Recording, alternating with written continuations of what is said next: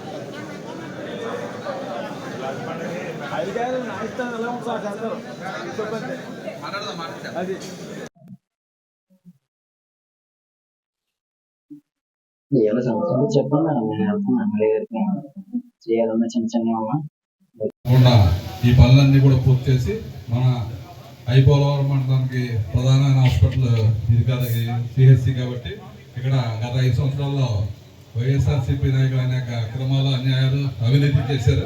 అవన్నీ కూడా ఈ కమిటీ సభ్యులు వేసాం కాబట్టి ఒక్కొక్కటిగా ఇవన్నీ ఎంక్వైరీ చేయించి ఏమైనా అన్యాయం చేశారో అన్నీ కూడా దాంట్లో కొంతమంది స్టాఫ్ను కూడా అన్యాయంగా తీసేయడం జరిగింది. వాళ్ళందరినీ మళ్ళీ పునర్నిర్మాణం చేసుకుంటాం. ఈ హాస్పిటల్ కావాల్సిన అభివృద్ధి అంతా కూడా తప్పనిసరిగా చేస్తాం. ఎందుకంటే ఐపోలవరం మండలానికి ఇది ఒక సిహెచ్సి అయితే, మన గుత్తింజీలో ఒక పిహెచ్సి, కృష్ణూరులో ఒక పిహెచ్సి, రెండే కదా మన మండలంలో 2 పిహెచ్సీలు ఉన్నాయి. దీనికి అనుసంధానంగా తప్పనిసరిగా ఇక్కడ డాక్టర్స్ కొరత ఉంది, మరి స్టాఫ్ నర్సులు కొరత ఉంది, మరి టెస్టులు కూడా కొన్ని చేయవలసినాయి, బయటకు వెళ్తాయని చెప్పి మరి కంప్లైంట్లు కూడా చేశారు. మరి గతంలో జరిగినట్టుగా కంప్లైంట్ చేస్తే మాత్రం ఊరుకునేది ఉండదు. మీ డాక్టర్ గారు సూపరింటెండెంట్ గారు కూడా సీరియస్గా స్టాఫ్కి ఇన్స్ట్రక్షన్స్ ఇచ్చి టైం ప్రకారం ఇక్కడ వచ్చి ఎట్టి పరిస్థితుల్లో ప్రజలకు అందుబాటులో ఉండాలి.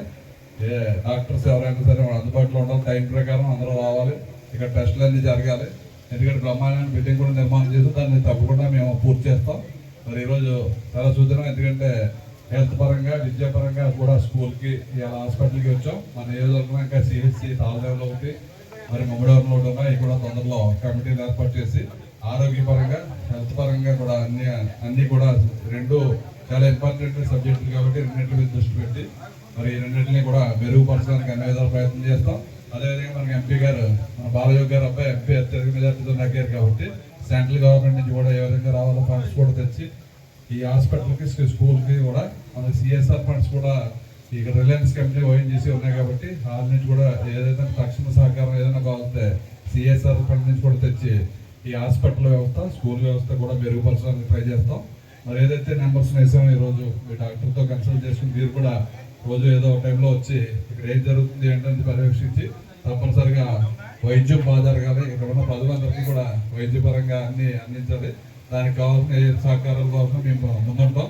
దానికి ఎట్టి పరిస్థితులు ఇక్కడ వచ్చిన పేషెంట్లకి ఇబ్బందికరంగా ఎక్కడ కంప్లైంట్ అనేది మా దృష్టికి రాకుండా మీ ప్రజల కమిటీ సభ్యులు మీతో ఉంటారు కాబట్టి పూర్తి చేయాలి. అదే కూడా ఇన్స్టిట్యూషన్ ఏదో ఒకటి 2 పోస్టులో ఇబ్బంది ఉందని చెప్పారు, అది కూడా రేపు డిహెచ్సి మాతో మాట్లాడి మనకు కావాల్సిన పోస్టులన్నీ కూడా తప్పనిసరిగా భర్తీ చేయాలని చెప్పి డిపార్ట్మెంట్